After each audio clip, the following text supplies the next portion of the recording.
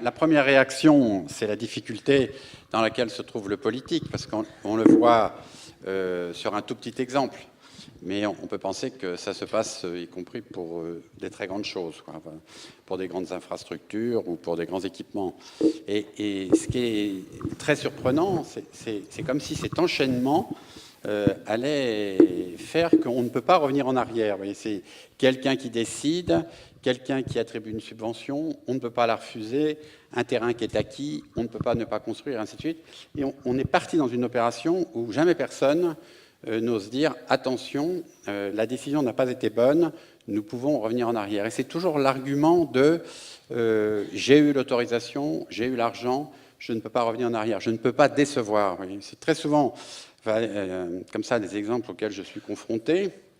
Et j'en donne toujours un. Mettons, quand on a construit le théâtre équestre Zingaro à Aubervilliers, le maire, qui était donc Jacques Ralite, qui avait été ministre de la Santé, était donc tout à fait conscient que ce terrain qui était classé pour y construire un hôpital, l'hôpital ne viendrait jamais, mais il ne voulait pas repasser devant le conseil municipal et changer donc le plan d'occupation des sols. Après 10 ans ou 15 ans de lutte pour faire venir un hôpital et créer de l'emploi, il ne pouvait pas revenir devant le conseil municipal et dire que ce terrain serait déclassé pour une autre activité. Donc il a autorisé une implantation provisoire au prétexte que cette implantation provisoire permettrait toujours que l'hôpital pourrait venir. C'était assez surprenant. Et donc, comme il a fallu déposer un permis de construire, le préfet, qui était donc au courant, mais qui savait que le terrain était classé pour un hôpital, le préfet, donc Jean-Pierre Duport, a accepté donc d'attribuer un permis, sachant que le classement du terrain n'était pas la destination de l'objet qui était construit dessus. C'est un exemple, celui-là, voilà, parmi d'autres, mais je pense qu'on m'a appelé tout à l'heure, admettons, Christian Gimonet, qui est un architecte que j'aime beaucoup, à Bourges. On va donc démolir la maison de la culture de Bourges, qui est la maison, on pourrait dire, la plus représentative de la création des maisons de la culture en France, puisque c'est la première que Malraux a inaugurée. Et on va démolir cette maison qui, pourtant, à l'époque, avait été transformée. On n'avait pas construit un nouveau théâtre, on avait transformé la Maison du Peuple, dont on savait que la Maison du Peuple n'avait pas les capacités d'être un théâtre, mais pourtant, mettre la Maison de la Culture dans la Maison du Peuple, c'était une chose positive. Et aujourd'hui, la norme arrivant lentement, on est en train de dire qu'il faut détruire la Maison de la Culture de Bourges pour pouvoir retrouver des fouilles romaines, parce qu'à cet endroit-là, il y aurait peut-être la plus grande fouille qu'on n'avait jamais découverte, et construire la Maison de la Culture au Préfichot, dans un endroit magnifique qui a été fait au XIXe siècle, qui est planté d'arbres, et on va couper les arbres pour construire donc un théâtre qui n'est pas un théâtre comme on l'entendrait aujourd'hui, qui est un théâtre sur un modèle très ancien, puisque c'est un programme, en fin de compte, absurde de faire 2 salles, une salle de répétition et une salle de représentation, au prétexte d'avoir des petites jauges pour les petites tournées. Vous voyez, donc, même il y a 1 heure, je veux dire, j'ai eu un appel téléphonique qui est l'illustration de ce que Romer voyait quand même il y a très longtemps. Alors, comment faire et c'est pour ça que le film est quand même passionnant. Alors, c'est l'espoir de la jeune génération, mais enfin, on est aussi broyé quand on vieillit. Mais c'est peut-être cette voix candide. Alors, on pourrait dire, la chose positive, c'est peut-on avoir encore une voix juste, vous voyez ? Qui peut encore raconter une histoire juste? Et peut-être que l'enfance peut la raconter, quoi. Et donc, c'est ça qui est magnifique dans le film, c'est d'arriver à démontrer à ce maire que dans la série des équipements qu'il aimerait mettre dans sa ville ou dans sa commune, il y en a un auquel il n'a pas pensé, c'est l'espace vert, parce que lui-même a un parc et il ne pense pas que les habitants ont besoin d'espace vert. Voilà. Donc c'est en ça qu'on peut avoir de l'espoir. Voilà. Mais je pense que la situation est peut-être plus dure encore qu'à l'époque du film, parce que disons, le cloisonnement est encore plus grand qu'avant, et peut-être que la décision est encore plus irresponsable qu'avant. On a une dilution de la responsabilité, et donc on se réfugie derrière le règlement, pensant que le règlement est d'intérêt général, ou la loi d'intérêt général, et donc du coup on n'a plus d'hommes responsables. Donc la situation est quand même catastrophique. Merci pour cette information très optimiste. En effet, le film, alors moi, ce qui m'a troublé, parce que ça faisait longtemps que je ne l'avais pas revu, donc il date de 91-92 dans sa conception, il sort en 93. 92, c'est Rio, le sommet de la Terre. Tous les propos qui sont dits par les divers personnages, parce qu'il y a beaucoup d'ambiguïté et de paradoxes chez chacun d'eux, on s'aperçoit que ça nous parle totalement et que d'une certaine façon, aucun des griefs qui sont mentionnés par les uns et les autres n'ont trouvé de solution aujourd'hui, en 2014. C'est quand même assez impressionnant et décourageant en même temps. Le propos de l'architecte qui justifie ses parkings, qui justifie qu'il n'a pas fait quelque chose de fantaisiste, comme le réclamait la romancière, c'est des choses qu'on a tous les jours. L'idée que la fonctionnalité doit l'emporter, et toujours évidemment avec des normes derrière. Ce rapport à la norme est quelque chose de terrible. On trouve des normes environnementales. On les appelle le HQE, et toi comme moi, on a une autre appellation. Toi, tu dis haute qualité humaine, moi je dis haute qualité existentielle. Bon, peu importe, mais on a beau le dire, tout le monde s'en fout. Donc c'est quand même assez terrible de voir à quel point l'organisation des métiers et l'organisation ensuite du système politique lui-même fait que on a l'impression qu'on n'a pas de possibilité de faire entendre une voix discordante. Oui, mais enfin, on a une situation qui, peut-être, par nécessité, obligera de revoir certaines façons de faire. Je pense que, y compris la situation économique, et comme bon, l'économie domine quand même encore le tout, je vais encore raconter une histoire, parce que je pense qu'il faut être, il faut être très concret, on pourrait dire. Voilà, je suis ami avec le maire de Rennes, et le maire de Rennes donc, a suivi une décision qui date de peut-être 15 ans ou 20 ans de regrouper le pôle universitaire et le pôle scientifique sur un seul site. Voilà. Donc tous les bâtiments qui en ville étaient occupés par l'université de médecine et la fac de sciences. Lentement, on a décidé qu'il fallait construire un pôle compétitif et peut-être faire une économie d'échelle en regroupant donc les chercheurs sur un même site. Ce qui pouvait paraître progressiste et normal, puisque les bâtiments étaient en mauvais état et que peut-être l'éclatement n'était pas favorable à l'investissement pour laquelle la recherche donc, avait besoin de nouveaux laboratoires. Donc on laisse faire. C'est un discours qui peut être tenu comme ça devant un conseil municipal et enlevé assez facilement, à part quelques réactionnaires qui lutteraient contre en disant je sais pas quoi, on peut enlever facilement cette décision. Mais lentement, la chose se fait et petit à petit, donc le centre-ville voilà, perd, on pourrait dire, une partie de sa population, ce qui est la particularité quand même de Rennes, d'être une ville très jeune et tout. Et un jour, le dernier s'en va, donc la fac dentaire s'en va et quitte le bâtiment, enfin la fac Pasteur, le bâtiment Pasteur, qui est le long de la Vilaine, qui est entre voilà, les grands bâtiments, entre la chambre de commerce, la mairie, le théâtre et autres. Et voilà, elle s'en va. Et à ce moment-là, donc, la question se pose, quoi faire de ce bâtiment? C'est sûr que si on avait été à la périphérie, on aurait pu dire on le rase, donc, pour construire quelque chose de neuf. Ou on aurait pu le raser pour construire l'université, mais on ne l'avait pas fait. Donc, du coup, à ce moment-là, le débat est long à l'intérieur du conseil municipal. Que fait-on de ce bâtiment? Alors, la première idée, c'est de dire on en fait un musée des sciences. Parce que voilà, la fac de sciences s'en va, on fait un musée des sciences, on garde l'histoire de ce qui s'y passait. Et puis, on s'aperçoit que peut-être aujourd'hui, faire un musée des sciences, c'est pas si simple que ça. Est-ce que c'est un musée qui est un musée de dépôt des objets scientifiques, ou est-ce que c'est un musée et que... Entre-temps, Edmond Hervé avait créé un équipement dans lequel il avait mis un espace sciences.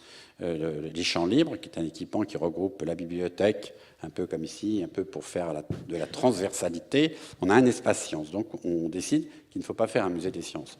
L'école des beaux-arts qui est à côté dit c'est une extension de l'école d'art, on manque de surface. Oui, mais pourquoi d'un seul coup on dépenserait de l'argent pour une école d'art? Simplement parce que le bâtiment se vide. Vous voyez, donc on s'aperçoit que c'est, sur le plan économique, impossible. Le musée des Beaux-Arts. Le musée des Beaux-Arts qui, de l'autre côté, dit « moi, j'en verrais bien comme un espace d'exposition et tout ». Et ça traîne, et un jour, quelqu'un lève la main et dit « et si on le vendait ?» Alors, bah oui, peut-être, en fin de compte, c'est la seule solution, on va le vendre.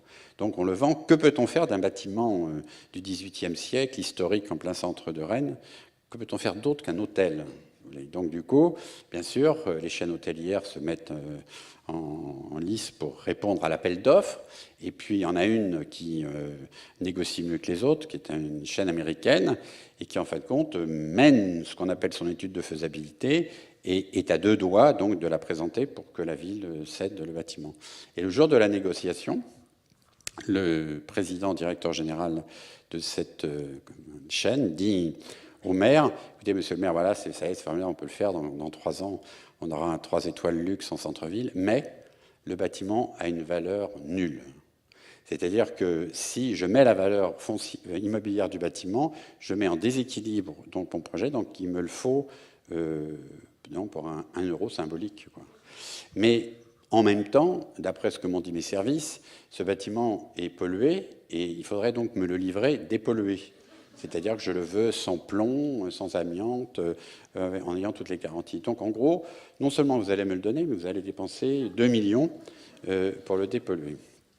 À ce moment-là, vous vous rendez compte qu'après 6 ans de débat sur tout ce que je viens de dire, revient sur le tapis un conseil municipal désarmé entre celui qui défendait le développement économique avec l'hôtel, celui qui défendait le développement culturel avec si. Et là, tout repart, si vous voulez, mais tout repart, en fin de compte, sans enthousiasme. Et le maire décide d'attendre, en disant on va attendre. À ce moment-là, les services techniques disent oui, mais si on garde un bâtiment inoccupé, ce bâtiment va coûter cher, et donc il faut que moi j'ai une ligne budgétaire pour le gardienner et éventuellement pour l'entretenir. Et donc à ce moment-là, le maire m'appelle et me dit qu'est-ce qu'on peut faire? Je dis tu me le donnes. Voilà. Puisque tu voulais le donner, donc non, mais tu me le donnes non pas en tant que privé, mais tu me le donnes en tant que architecte, expérimentateur ou je sais pas quoi. Tu me le donnes pour qu'on puisse voir que peut-on faire d'un bâtiment qui n'a donc plus de destination, mais qui en avait une, puisque donc quelques années avant, il y avait quand même des étudiants, des salles de cours et ainsi de suite. Tu me le donnes, et parce qu'on va l'ouvrir tel qu'il est à la population, on va donc peut-être faire naître un désir d'usage qui ne s'exprimera que parce que le bâtiment est ouvert, et non pas parce qu'on aura écrit avant ce que pourrait être un usage. Et ça, c'est assez marrant, on a à peu près eu 3 mois pour avoir la clé. Parce que celui qui nous donnait la clé prenait la responsabilité de nous donner un bâtiment qui n'était pas donc classé pour être un établissement recevant du public, et que donc il prenait une responsabilité assez grave, si vous voulez. Et donc c'est assez marrant, de service en service, c'est pas moi, c'est pas l'immobilier, c'est pas la culture, c'est pas les sciences, c'est pas le machin, c'est pas non, c'est pas moi, j'ai la clé, je peux vous la prêter, mais rendez-la moi ce soir, et ainsi de suite. Et à la fin, j'ai dit, écoute, ton maire, le mieux c'est que tu me remettes la clé sur un coussin rouge, et un jour tu dis, voilà, je te rends la clé et je te donne la clé et tout. Et donc on a eu la clé, et on l'a occupée. Et ce qui est assez incroyable, si vous voulez, c'est qu'il y a des tas de gens qui sont venus voir ce bâtiment qu'ils n'avaient jamais vu parce qu'on passait autour. Et il y a des tas de gens qui ont dit, bon, je ne pensais pas que ça avait cette qualité-là, je ne pensais pas, est-ce qu'on pourrait faire ça à l'intérieur et tout. Et la chose est venue, ce qui était totalement imprévisible, c'est que le rez-de-chaussée de cette fac de sciences était encore occupé par un centre dentaire, qui est une sorte de dispensaire dans lequel on enseigne donc auprès des étudiants les soins, et on fait l'enquête. 42 000 personnes viennent se faire soigner les dents dans le rez-de-chaussée de cet immeuble. Et un jour, comme ça, en rigolant, parce que l'amphithéâtre est démonté, il n'y a plus de sièges et tout, donc c'était tout ça, passe le directeur du centre dentaire, et je le vois avec sa blouse blanche, je lui dis, bah, venez voir comment c'est et tout. Il me dit, non, je ne vais pas rentrer. Je dis, mais si, venez, dites quelque chose. Alors il me dit, vous faites quoi? Et je ne sais pas pourquoi ça m'est venu, je dis, je travaille sur le baiser. Il me dit, mais qu'est-ce que c'est que cette histoire? Je dis, oui, je travaille sur la bouche. Et donc, je voudrais travailler sur le baiser. Je m'appelle Bouchin. Et voilà, je veux travailler sur la bouche.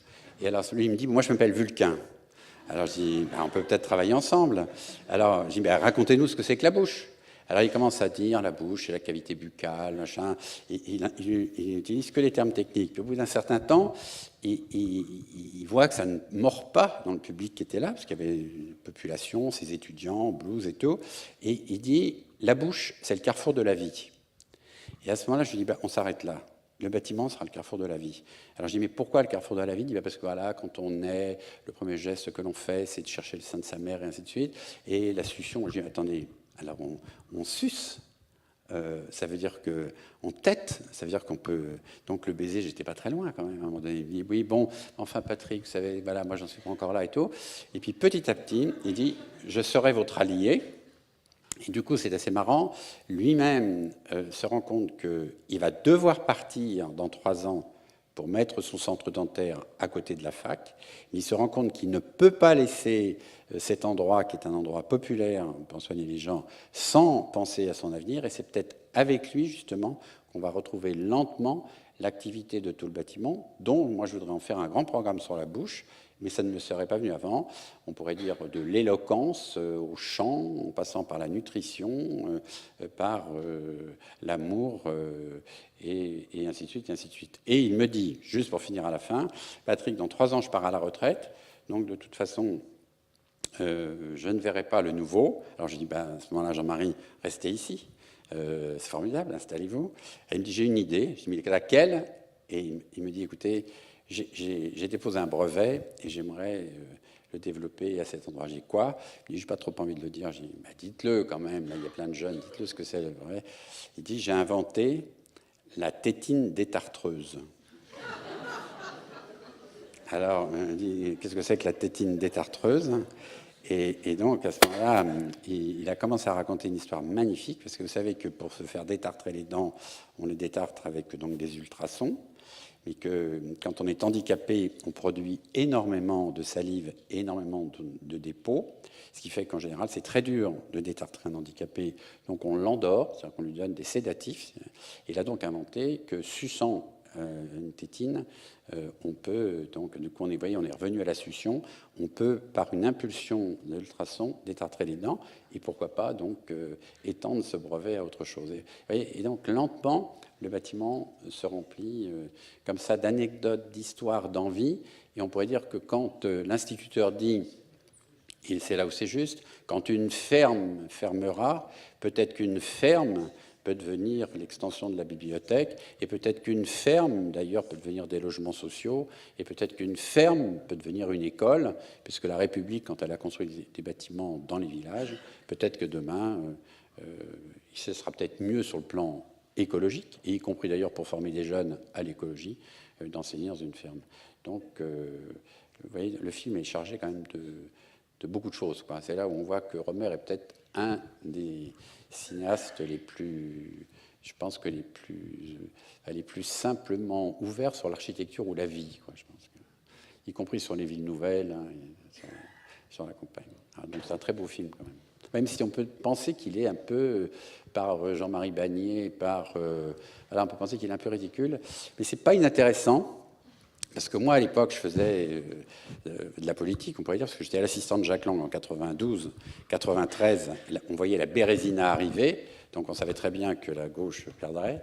Et quand il raconte, quand il prend, c'est parce qu'il l'a entendu, que le président de la République demande au ministre de la Culture d'aider un maire à implanter un équipement culturel, j'ai assisté à cette conversation.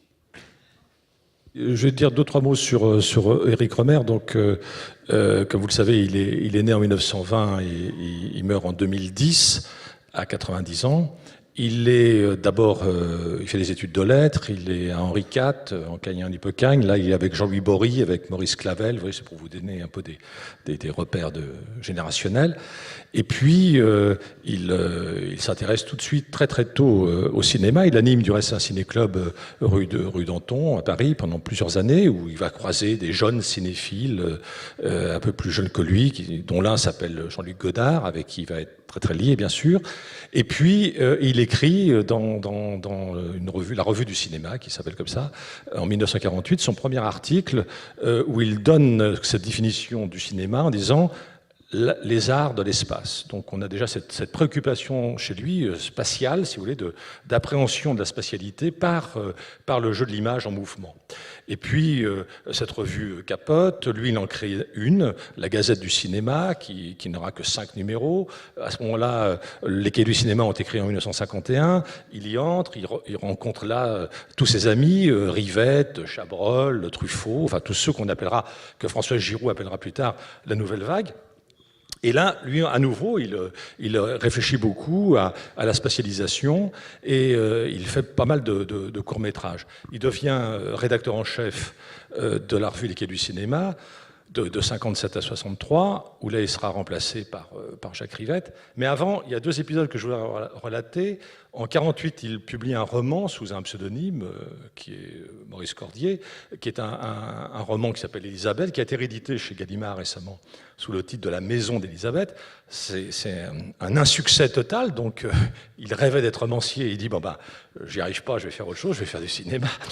Mais l'autre événement, à mon avis, majeur, c'est de réaliser un long métrage, et ce long métrage, c'est le Signe du Lion, qui pour moi est un film absolument remarquable. Je ne sais pas si tu l'as encore en tête. Là, je l'ai revu récemment pour la 9e fois. Donc, c'est un film qui est tourné en 59, qui est financé par Claude Chabrol, qui lui a eu beaucoup de succès. Puis, comme c'est un type vraiment généreux, il aide un copain voilà, à faire son long métrage. Le film ne trouve pas de distributeur. Il n'en trouvera un qu'en 62. Donc, Le Signe du Lion sortira bien après. Et là, coup de bol, il aura un prix en Italie. Et donc, ça va le permettre à Rohmer de continuer à faire des films. Mais il aura une carrière toujours excessivement hésitante et chaotique. Il vivra fréquemment sans beaucoup d'argent. Il fera des films avec des bouts de ficelle, ce qui explique aussi qu'il va constituer progressivement un groupe de comédiens et de comédiennes qu'il a souvent fait découvrir, enfin, et qui resteront un peu son équipe, enfin, qui lui rendront aussi ce service-là de venir tourner entre 2 autres films ou deux pièces de théâtre, etc. Et en 1972, il soutient une thèse de 3e cycle sur la notion d'espace dans le Faust de Murnau. Donc là, c'est un film, les cinéphiles dans cette salle le savent, Murnau, évidemment, c'est un des pères fondateurs, j'allais dire, de toutes les références cinématographiques. Et cette thèse est publiée ensuite en 1977, donc vous pouvez la lire, elle est tout à fait passionnante. Et là, il montre à quel point, depuis très longtemps, il se préoccupe de ce qu'on est en train d'exprimer tous les deux, c'est en étant debout avec cette table, ces chaises, c'est-à-dire de l'agencement spatial des corps qui, pour lui, évidemment, est marquant dans l'histoire humaine. On est tous situés quelque part, d'où l'importance dans le film, évidemment, du champ, de l'arbre, de la forêt, etc. Il y a cette dimension de situation, de localisation, si vous voulez, qui est totalement décisive chez lui. Et lorsque je lui ai demandé si Clermont-Ferrand, dans Ma nuit chez Maud, si Nevers, si Paris, etc., c'était à chaque fois des choix de cinéastes, c'est-à-dire qu'il voulait effectivement, par le cinéma, rendre hommage à telle ville ou à Marne-la-Vallée ou à Cergy-Pontoise, dans L'ami de mon ami, et sa réponse a toujours été « pas du tout ». Je fais d'abord mon film. C'est le cinéma qui importe. Du reste, il y a toujours des tas de citations dans ces films, comme dans tous les films de cette équipe qu'on appelait la Nouvelle Vague. Et donc, c'est toujours un peu par hasard que ça se trouve là plutôt qu'ailleurs. Par exemple, Nevers, c'est parce qu'il cherchait un magasin, une boutique de coiffure, et que dans son équipe, quelqu'un avait un beau-frère ou une belle-sœur, j'ai oublié, qui prenait ses vacances en août et donc libérait le salon de coiffure, qui pouvait du coup être utilisé comme ça. Bon. Clermont-Ferrand, c'est parce que l'université avait, pendant la guerre, été rapatriée, j'allais dire, à Clermont-Ferrand, donc il avait des souvenirs d'étudiants, et donc c'est là où il avait situé cette scène, mais ça aurait pu être tout à fait ailleurs. Donc il a un rapport au bâti et à l'agencement territorial qui est tout à fait intéressant, surtout dans ces films pour le CNDP, pour la télévision scolaire, qui sont maintenant réédités, donc vous pouvez les regarder, et qui sont très troublants. C'est-à-dire que je les ai regardés récemment, son film sur le béton avec Parent et Virilio, son film sur Victor Hugo architecte, surtout son film sur le paysage industriel, et ses films sur les villes nouvelles, ces documentaires, je ne parle pas de ces fictions, sont quand même de quelqu'un qui est absolument fasciné et assez peu critique par rapport à cet urbanisme étatique et progressiste. Et là, dans ce film, il s'en démarque. Hein, mais on est en 93, il a 73 ans, et peut-être que là, tout d'un coup... Alors, il y a une dimension qui me plaît beaucoup dans l'ensemble de son œuvre, j'en dis 2 mots, et ça explique aussi pourquoi il a commencé par des études de lettres, c'est son rapport à la littérature et son rapport en particulier à la fable. Donc c'est quelqu'un qui connaît très très bien le XVIe siècle et le XVIIe siècle, et on l'a vu quand il a adapté l'Astrée, etc. Bon. Et donc là, il y a cette idée quand même, dans ce film-là, c'est un film où c'est une fable, en fait, avec une moralité. Et ça, c'est des formes cinématographiques, ou même des formes de récit, puisqu'il a continué toujours à écrire des nouvelles, qui ont un peu disparu, cette idée. C'est un peu la question que tu posais tout n'osais peut-être pas le mot fort de moralité, mais il y a quand même là tout d'un coup une argumentation qui se déroule, comme dans une fable de La Fontaine, et puis ensuite on en tire une leçon politique un peu comme ça générale, quoi. Et puis, voilà, j'en profite pour le dire parce qu'on ne le sait pas, mais son frère c'est René Scherrer, hein, qui a fondé donc oui, parce que c'est un pseudonyme, hein, des Vincennes. Romer. C'est-à-dire qu'il a quand même été voilà, très lié aux politiques. Et là, justement, en 92, à 91, 92, 93, la gauche va mal, la politique s'emballe. Voilà, les socialistes sont un petit peu perdus, ils savent très bien qu'ils vont plus avoir cette majorité. Mitterrand invente Génération Écologie, quand même, avec Brice Lalonde. Quand même, ça a été terrible, quoi. C'est une sorte d'invention diabolique, quoi, d'essayer de déplacer pour gommer les choses. Bon, ensuite, après, il y a le suicide de Pierre Bérégovoy. Mais je veux dire, chez Romer, il y avait quand même, à ce moment-là, cette envie de faire un film d'actualité politique lié justement on pourrait dire, au bilan de la gauche dans certaines parties. Puisque quand il aborde la décentralisation et le pouvoir abusif des maires, même si c'était une nécessité démocratique de peut-être décentraliser, il y a eu un excès de pouvoir dans la décentralisation et un affaiblissement culturel, enfin, je veux dire, un affaiblissement même de connaissances. Quand il parle de la DDE, il rappelle le rôle de l'État. Parce qu'à un moment donné, donc, dans les petites communes, l'instruction des permis était quand même faite par la direction départementale de l'équipement, qui était une façon de décentraliser et de redonner quand même une possibilité à l'État de contrôler. Donc, il redonne un rôle positif à l'État, parce que voilà, c'est quand même le fonctionnaire de la DDE qui, en fin de compte, empêche. Il y a la petite fille et l'État. Je veux dire, donc, c'est un film très politique. Voilà. Et donc, il était inquiet, parce que moi, à l'époque, je l'avais vu en 92, il était très inquiet de la situation. Et je pense que, voilà, il a mis en scène, d'ailleurs, des gens qui étaient des proches de François Mitterrand. Jean-Marie Bagné était très proche de François Mitterrand. Donc, il y a même des propos qui sont tenus par Jean-Marie Bagné, qui sont presque des propos d'interprétation de conversation ou de situation qu'il avait vécue, quoi. Et donc, je trouve ce film, justement, très particulier pour ça. Enfin, Nevers, enfin, le choix de Nevers, en effet, tu l'as dit, mais Nevers, c'est Nevers, hein, pour la gauche. Nevers, c'est très important. Oui, oui, voilà. oui. Il y a tout. Il y avait l'image de la force tranquille, hein, que François Mitterrand avait donnée. Donc, voilà, cette gauche qui est progressiste, qui est donc pour le progrès, mais en même temps, l'image qu'elle donne d'elle, quand elle se présente, c'est un clocher de village où il n'y a aucune présence d'architecture contemporaine et autres. Donc là, il règle un compte, hein, quand même. C'est un film qu'on pourrait ne pas aimer parce qu'il règle trop de comptes, parce qu'il est peut-être un peu à part, mais c'est un film qui a une subtilité politique. Il est dans le local de l'IMEC. Admettons, je ne sais pas si vous avez vu, quand Jean-Marie Bagné reçoit, on voit il y a un papier à lettres de l'IMEC. L'IMEC est un institut donc, pour déposer les œuvres de l'édition contemporaine, qui a prêté ses locaux, mais en fin de compte, c'est quelque chose qui avait été fait contre la BNF. Il y avait des auteurs qui ne voulaient pas déposer leurs fonds à la BNF parce qu'on ne pouvait pas reprendre ces fonds, alors qu'à l'IMEC, on pouvait les déposer en même temps les reprendre. Mais en les déposant, voilà. Il y a énormément de choses. Donc on pourra en faire la lecture, les livres qui sont sur les tables, les livres qui sont sur les étagères, voilà, la façon dont elle parle même des salades et des fleurs et tout, enfin tout ça, chaque chose est magnifiquement placée, quoi, voilà. Et ça paraît pourtant comme ça, fleur au fusil et tout, quoi. Pascal Grégory, le rôle à la fin, la chanson, tout, c'est quand même parfait, quoi. Voilà, Lucchini, quoi, qui dit sur la langue, quoi, tu vois, parce qu'après, quand on le revoit, je sais pas, dans Perceval, ou quand Romer le fait jouer, mais il le fait jouer parce que voilà, c'est l'amour de la langue, c'est l'amour du texte, c'est l'amour de la diction. Après, il y a l'école publique, quand même. Je ne sais pas si vous avez vu ce qu'il y a sur les murs. En fin de compte, il y a un choix des planches pédagogiques qui ne sont pas toujours les planches que l'on voit dans toutes les écoles. Enfin, il y a ce que dit la petite fille, le livre qu'elle lit sur l'arbre et tout. Enfin, c'est assez quand même. Je pense que c'est un film à revoir. Et c'est un film, en effet, à revoir et à inscrire dans l'œuvre complète de Romer. Et pour moi, c'est un vrai film français. Voilà, pour moi, ça relève de la culture française et du génie français. C'est un vrai film français.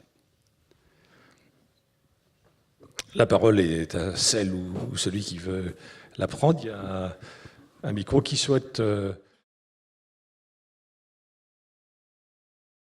Il y a un très beau livre d'un anthropologue qui s'appelle Pascal Diby, qui a publié aux éditions, dans la collection Terre humaine chez Plon, Le village métamorphosé. C'est un village qu'il suit depuis 30 ans. Il en est originaire, et en tant qu'anthropologue, il a interrogé absolument tout le monde. Eh bien, il n'y a plus d'agriculteurs. Par exemple, il y a 2 moléculteurs. Ils se présentent comme ça. Ce sont des agriculteurs, mais ils sont moléculteurs dans le sens où ils travaillent surtout dans leur propre laboratoire. Ils ont tous fait des études, ils sont bac plus 5, mais ils sont revenus dans la ferme des parents. Mais c'est plus du tout la même agriculture, évidemment. C'est plus les mêmes rythmes non plus. Et du coup, dans ce village, c'est devenu un village dortoir à quelques kilomètres d'Auxerre, de gens mécontents d'être là parce qu'ils rêvaient, eux, d'être dans la périphérie d'Auxerre ou dans les logements sociaux d'Auxerre. Donc du coup, ça ne fait pas village. Alors là, c'est une vraie question de fond qui me passionne depuis de longues années, parce que je ne veux pas diaboliser la maison individuelle, je ne veux pas diaboliser le périurbain, expression que je trouve horrible, par ailleurs, et je pense qu'il y a des villes trop grosses, sont des villes, là je cite un auteur que j'aime beaucoup qui est Ivan Illich, à un moment donné, toute institution, lorsqu'elle dépasse un seuil, devient contre-productive. C'est vrai pour la santé, c'est vrai pour les autoroutes, c'est vrai pour évidemment l'école, mais c'est aussi vrai si on considère la ville comme une institution pour la ville. Donc à un moment donné, le trop grand devient quelque chose qui va gêner justement la qualité de la vie que défend l'instituteur dans ce film. Donc c'est assez évident, mais donc c'est bien une question territoriale. Et c'est un mot, quand Sarkozy, très subtilement, pour s'opposer à Huchon, a lancé l'idée du Grand Paris, qui est une idée de la fin du XIXe siècle, on voit bien que, c'est un truc qui ne peut pas prendre, évidemment, du reste ça ne prend pas.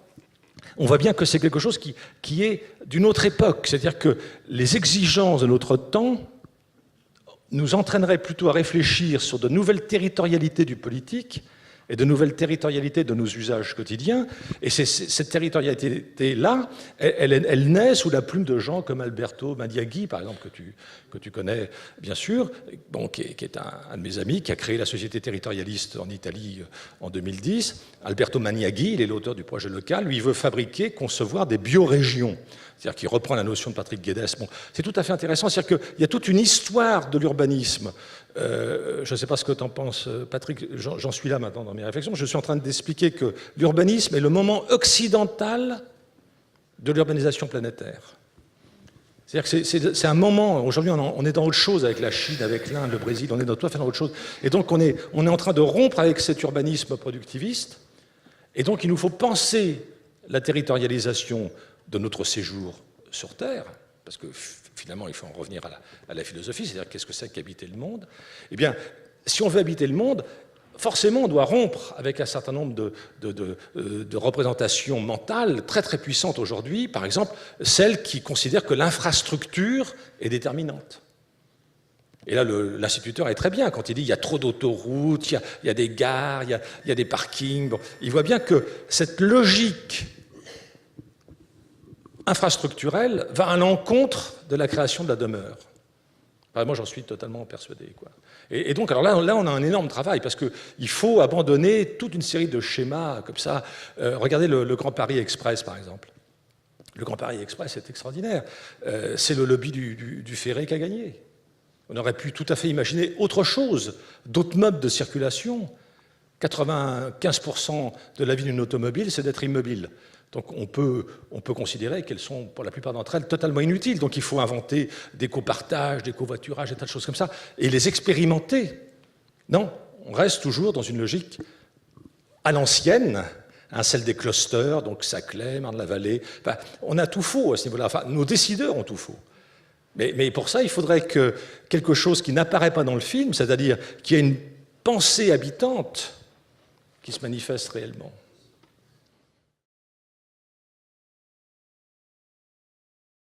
Ce qui est important, c'est de savoir comment, dans une société démocratique, la commande émerge. Et on pourrait dire à quel moment quelqu'un prend la décision de faire quelque chose, et cette chose, en général, elle est construite. Voilà. Donc c'est pour ça que le politique et l'architecture est très lié, et que c'est un instrument de pouvoir pour le politique, l'architecture. Donc, quand la commande émerge dans la société ancienne, avant, même 17e, 18e, 19e, avant très ancienne, on pourrait dire que la commande, elle était autoritaire, où elle était une commande relevant d'une communauté de pensée pour la communauté religieuse, ou d'un monarque éclairé. Enfin, donc ce qui est compliqué chez nous, c'est que la commande, elle est diffuse, puisque donc personne ne peut prendre la responsabilité de la commande sous prétexte qu'elle apparaîtrait cette personne comme autoritaire et dictatoriale.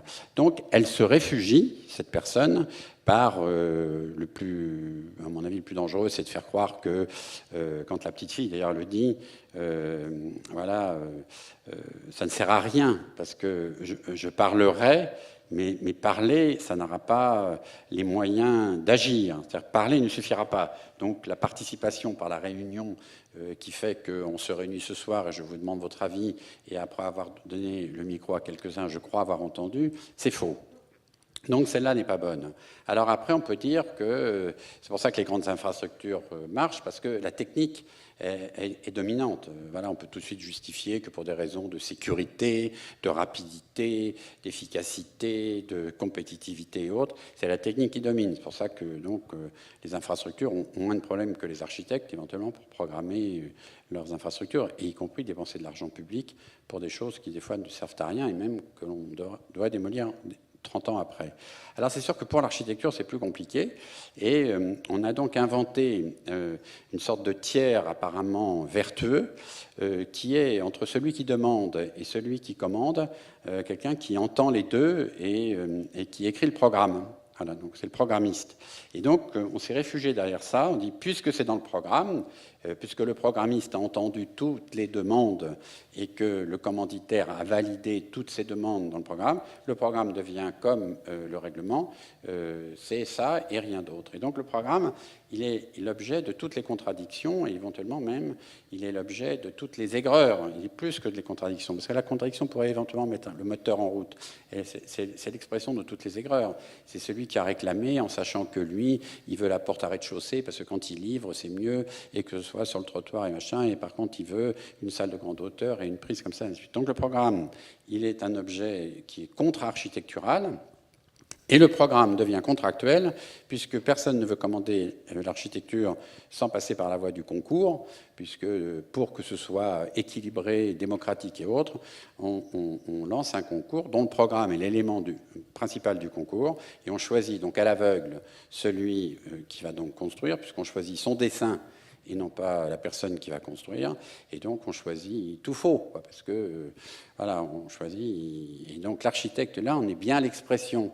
Le dessin est sûrement le dessin du concours, dont on peut dire que les gens ont compris qu'il y avait un théâtre, mais parce que, pour les gens, un théâtre antique, c'est encore un théâtre, alors que donc, voilà, on ne peut pas faire du théâtre dans un théâtre de plein air. Et il dit tout le temps, c'est dans le programme. Voilà, c'est dans le programme. Et il dit d'ailleurs, on pourra changer. Quand il change, c'est pas grand-chose. C'est juste changer le gazon. Le proscénium sera en gazon ou en béton. Enfin, voilà. Donc du coup, on a l'expression là que c'est pas comme ça qu'il faut faire. Donc alors, comment faire dans une société démocratique, c'est-à-dire qui pourrait faire que on ne sait pas d'où vient la demande. Est-ce que la demande est faite par celui qui s'en sert, ou est-ce que la demande est faite par quelqu'un qui est clairvoyant et qui peut anticiper éventuellement un usage? Donc la demande n'est pas obligatoirement l'expression de l'utilité. La demande, elle est peut-être l'expression d'un désir que seul éventuellement un personnage éclairé, un intellectuel, un homme politique prenant de la distance pourrait définir. Et il faudrait que cette personne ait le courage ou l'autorisation dans une société démocratique, de porter ce désir comme n'étant pas le désir moyen de l'ensemble de la population qui l'aura consulté, mais le désir qu'il aura perçu, comme là d'ailleurs Pascal Grégory perçoit chez la petite fille quelque chose qu'aucune réunion publique n'aurait donné. Donc il faudrait retrouver cette liberté donc, de la parole, cette capacité d'entendre et de synthétiser, cette capacité d'ailleurs d'être progressiste, c'est-à-dire d'aller au-delà d'une demande immédiate, c'est-à-dire de se projeter dans l'avenir et pas toujours être en arrière. Alors, en effet, on en est loin. Alors, c'est pas que les programmistes qu'il faut tuer, parce qu'il faut tuer, souvent d'ailleurs le programmiste est un architecte qui, n'ayant pas construit, règle ses comptes dans le programme. Ça, c'est comme le curateur qui n'aime pas les artistes et qui en fait plus que l'artiste qui les expose. Donc, en effet, ça serait de dire peut-être que l'enseignement de l'architecture devrait revenir à un élargissement qui comprendrait éventuellement de savoir rédiger un programme ou éventuellement de savoir rédiger une commande. Moi, c'est ce que j'essaye de faire là, dans mon expérience récente, c'est est-ce que je pourrais être à l'origine, pas moi, mais le groupe avec lequel je travaille, est-ce que nous pourrions être à l'origine d'une commande ? Est-ce que, réfléchissant, on pourrait dire, tiens, ça devrait relever d'une commande d'intérêt commun, pas d'un intérêt général, mais d'intérêt commun, quoi. Et donc, je pense que voilà, c'est l'enseignement qu'il faudrait revoir, mais il faudrait le revoir pour les architectes, pour les urbanistes, pour les paysagistes, pour et peut-être pour les gens qui font Sciences Po, et puis les gens qui font l'ENA, et puis peut-être les gens qui... Et donc, ça fait beaucoup, quoi, voilà. Alors, peut-être, pour ça, pour répondre sur le village, on pourrait reprendre des petites unités de production qui seraient des unités de formation. C'est-à-dire qu'on pourrait dire, tiens, sur un sujet, peut-on réunir diverses compétences pour voir si ce sujet pourrait être d'ailleurs évacué. Parce qu'à une question, on pourrait des fois répondre par le fait qu'il n'y a pas de question. Peut-être que déjà d'avoir écouté la question, il n'y a plus de question. Et donc, ça serait peut-être de faire ça. Et moi, j'ai fait quelques tentatives, justement, dans des villages, de repartir à la base, admettons, qui a entretenu notre territoire? L'agriculteur. C'est-à-dire, qui est celui qui a fait le découpage du territoire et qui fait qu'on aime ce paysage? Ce n'est pas un paysagiste, c'est un agriculteur. En fait, c'est une communauté qui, par intérêt et par survie, a exploité ou, disons, s'est servi de la terre pour pouvoir survivre. Et comme toute société a besoin d'exprimer des signes, elle en a fait quelque chose de beau. C'est-à-dire qu'elle n'a pas fait que de l'utile. Elle a fait, y compris, construire des monuments voilà, religieux et des monuments fonctionnels qui sont côte à côte dans le village et tout. Donc, ça serait essayer de se dire, tiens, et si un agriculteur qui a été donc responsable d'aménager le territoire pour survivre, c'est-à-dire pour nous nourrir, pas que pour se nourrir. C'était pas onanique, c'était pour nourrir les hommes. Et si cet agriculteur, on faisait un travail, peut-il reconvertir et peut-il retourner ou rendre reversible l'espace agricole qu'il a utilisé pendant un certain temps et qui là, peut-être, pendant un certain temps, ne le sera pas, mais peut-être dans un temps très court, car peut-être que dans 10 ans, on aura rebesoin du territoire agricole pour survivre, peut-il être, disons, le porteur de l'aménagement du territoire? Alors moi, j'ai fait un travail comme ça dans un tout petit village dans les Deux-Sèvres pour une présidente de région que j'aimais bien et qui voulait faire une expérience d'aider des tout petits territoires qui ne pouvaient pas passer par la DDE, par les grands, et qui voulaient être eux-mêmes autoconstructeurs ou auto-aménageurs de leur village. Donc j'ai pris un tout petit village de cette taille-là, dont le maire était une femme, Claudette Grelier, et qui était donc une agricultrice, et qui était en même temps administratrice de la caisse de crédit agricole. Et donc, elle avait épousé Claude, donc Grelier, qui était à 5 km, et ils s'étaient connus dans un bal. Voilà, c'est un peu ce que raconte la dame, il n'y a plus d'endroit. Et donc, elle a demandé un jour donc, à la présidente de région, à la Ségolène Royal, pourrait-on avoir une salle de bal? Alors, il dit, salle de bal, mais plus personne ne danse, qu'est-ce que c'est que cette histoire, c'est un truc de vieux con et tout. Il dit, voilà, mon village, machin et tout.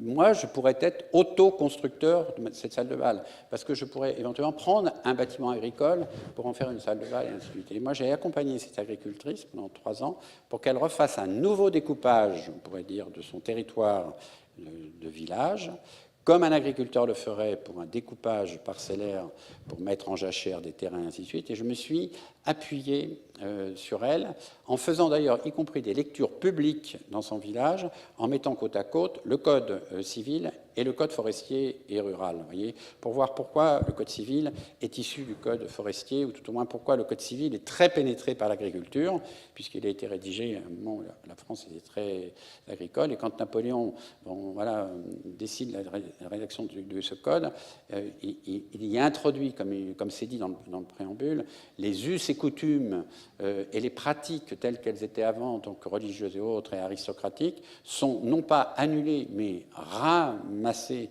dans un code qui est un code républicain. Et donc, quand on le met avec l'agriculture, c'est très, très beau. Alors, du coup, je ne sais pas qu'on pourrait faire ici des lectures du code civil et du code rural et forestier, mais ça ne serait pas inintéressant, parce qu'on a toujours un code séparé, alors qu'on est en train de dire qu'on a un territoire qui se mite et qui éventuellement devient réversible.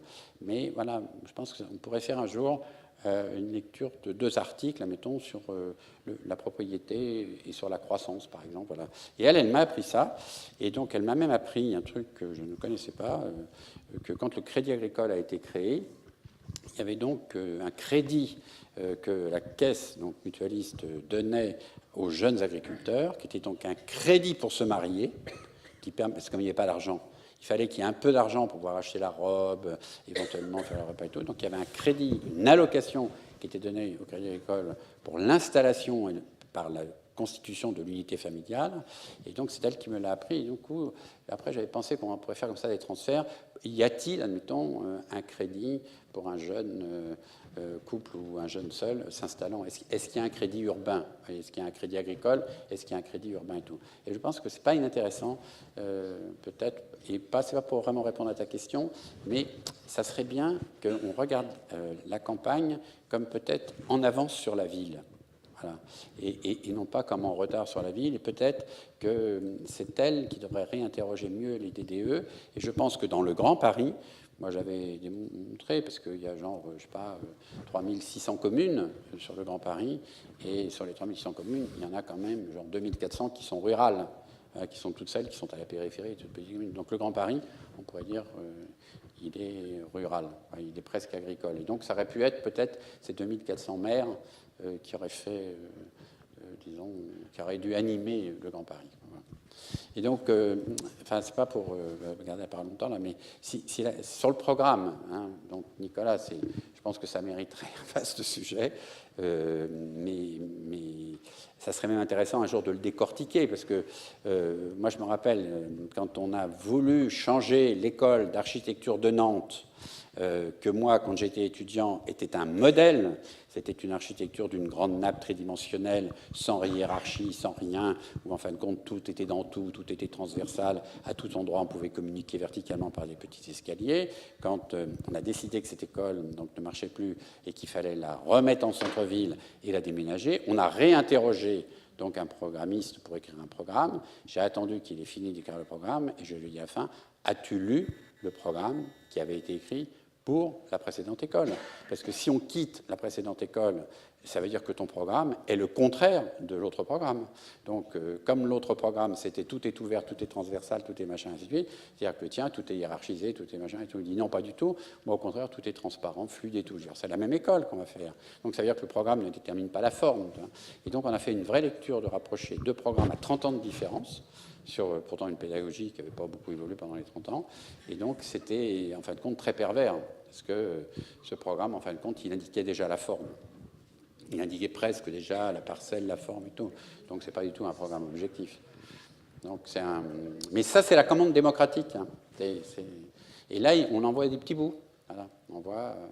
Et puis après, il y a les temps. Je pense qu'il faudrait qu'on revoie les temps des mandats, les temps des projets.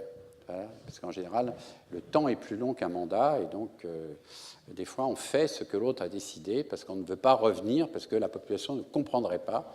Et donc, il y a une sorte de continuité qui est une continuité sans âme. Mais c'est un grand problème de la démocratie. Et pourtant, c'est mieux que la monarchie. Alors, il y a une chose tout à fait intéressante dans le film qui complète ce qui vient d'être dit, c'est que le maire explique à la petite fille que c'est beaucoup plus facile d'avoir des prêts, et ça rejoint ce que tu disais sur le crédit, des prêts bancaires pour faire du neuf que de réhabiliter de l'ancien, etc. Et c'est vrai que moi je me suis toujours demandé pourquoi, en traversant certains villages de France, voir des maisons de ville en murée ou même en début de ruine, et puis en sortant à 500 mètres, 600 mètres, ce qui est loin, pour envoyer un enfant chercher du pain à pied alors qu'il n'y a pas de trottoir, etc. 500-600 mètres, c'est loin, donc ça oblige les gens à prendre leur bagnole, à voir le pavillon standard que tout le monde décrit. Bon, là, je ne rentre pas sur la question du... Mais là, je trouve que là, il y aurait aussi un travail à effectuer, comme tu veux le faire sur le Code civil. Une lecture, il y aurait à voir aussi des systèmes d'emprunt. Hein. Dans la même semaine, vous vous rendez compte, la ville de Clermont-Ferrand va construire un théâtre et le nouveau maire qui va être élu dans 3 mois n'en veut pas. Voilà, donc il ne sait pas comment dire qu'il n'en veut pas. Dans la même semaine, on nomme Philippe Ken aux Amandiers un mois avant ou 2 mois avant, Patrice Chéreau meurt, le président de la République va à l'enterrement de Patrice Chéreau, et on rend un hommage à Patrice Chéreau, et Jean-Pierre Vincent rend un hommage. C'est leur théâtre. Donc ça veut donc dire qu'on ne laissera pas une trace du théâtre de Patrice Chéreau, parce que là, on vient de nommer quelqu'un, Philippe Ken, c'est un architecte, mais la première chose qu'il a à faire, c'est de détruire le théâtre, parce qu'on va lui construire un autre théâtre. Alors j'apprends ce soir, mettons que c'est la Maison de la Culture de Bourges, c'est quand même pas n'importe quoi, et comme ça, on pourrait faire une liste où plus personne n'a envie de construire de nouveaux théâtres, mais c'est plus facile de prendre un programme type pour construire de nouveaux théâtres quand une ville réclame un théâtre que de se poser la question, avec le théâtre que l'on a, qu'est-ce qu'on pourrait faire, et quel pourrait être ce théâtre justement de Patrice Chéreau et de Jean-Pierre Vincent aux Amandiers, et quel pourrait être ce chantier justement qu'on mènerait dans ce quartier difficile des Groux à Nanterre, qui serait en fin de compte le lieu de la construction ou de la transformation d'un théâtre qui a fait date dans la décentralisation. Comment peut-on... voilà, et quand on interroge les 3 fonctionnaires qui sont responsables de ça, aucun des 3 n'a le pouvoir de prendre la décision. Et si on interroge la ministre, elle-même est embêtée parce que le maire de Nanterre, qui est en même temps maintenant président de l'établissement public d'aménagement de l'EHPAD, a intérêt, et ainsi de suite. Et donc on ne sait pas qui pousse quoi et pourquoi. Il faudrait qu'un jour, quand même, on se dise, attends, on dit qu'on n'a pas d'argent, ce qu'il faut, c'est faire du théâtre, c'est pas construire des théâtres. Ce qu'il faut, c'est peut-être réformer l'enseignement de l'architecture ou faire un nouvel enseignement d'architecture, mais pas construire de nouvelles écoles. Enfin, je veux dire, c'est pas, ça va pas, quoi. L'école, je ne sais pas si vous connaissez l'école d'architecture de Bordeaux, elle est à Talence. Moi, j'ai connu voilà, l'architecte qui a construit Talence. Elle a été publiée, cette école. Moi j'ai même étudiant, je sais pas quoi, j'ai même rêvé devant cette école qui était une sorte de petit Niemeyer et ainsi de suite. Et aujourd'hui, on dit que cette école, elle n'est pas vivable. Alors, elle n'est pas vivable, pourquoi? Parce qu'elle est à Talence. Ben, ça veut dire quoi? Ça veut dire que les architectes considèrent que vivre en banlieue, enfin, à la périphérie de Bordeaux, c'est pas vivable. Mais comment on peut être architecte si on tient ces propos? Ils sont à Talence, il y a un parc magnifique, il y a des bâtiments magnifiques, et éventuellement on pourrait transformer ces bâtiments pour que énergétiquement ils soient peut-être plus adaptés à aujourd'hui. Mais c'est pas. Alors du coup, on a fait tout un travail à l'école de Talence, parce que moi j'en pouvais plus, fait un amphithéâtre plein comme ça, et on a fait une manifestation qui s'appelle « On aime notre école ». Voilà. Et donc, est-ce qu'on peut déjà, comme étudiant en architecture, comme prof, comme élu, est-ce qu'on peut regarder ce qu'on nous lègue, est-ce qu'on peut l'aimer et éventuellement le transformer? Je pense qu'il y a un problème. Alors, il n'y a pas que, en effet, il y a les crédits, là, comme tu le dis, mais il y a la facilité et la fascination, toi, de la table rase. C'est-à-dire que c'est la table rase. Il faut se débarrasser des choses parce que comme ça, on ne sera pas jugé sur ce qu'on a fait. Parce qu'il y a, en effet, là, il y a la construction neuve, mais la table rase, c'est terrible, quoi. Au niveau du droit, je voudrais juste préciser une chose, c'est que qui est absent dans le film, et parce que déjà il traite tellement de thématiques. Il y en a une qui est relativement absente, à part quand la romancière évoque l'achat des poires qui viennent de Nouvelle-Zélande, c'est la mondialisation. Aujourd'hui, comme vous le savez, 95% des marchandises circulent par bateau, par container. Les 8 plus grands ports du monde sont asiatiques. Et le droit maritime, c'est Alain Soupiot du Collège de France qui est en train de développer cette idée, le droit maritime devient le droit qui vient se substituer ou concurrencer les codes civils nationaux et les droits forestiers nationaux. Donc on a des législations qui s'unifient à l'échelle planétaire, on l'ignore parce qu'évidemment on n'est pas dans ces réseaux-là. N'oublions pas que la Chine, le Brésil, l'Inde, les États-Unis depuis longtemps, s'urbanisent sur leur rivage, en détruisant généralement toutes les protections qui étaient traditionnellement effectuées afin de maintenir une certaine distance par rapport aux éventuelles inondations, tsunamis, etc. Donc on voit bien que là il y a quelque chose qui s'effectue à l'échelle planétaire et dont on n'a pas, nous en France, encore la mesure, mais qui va nous tomber dessus assez rapidement. En un mot, ne laissons rien passer. Voilà, merci beaucoup.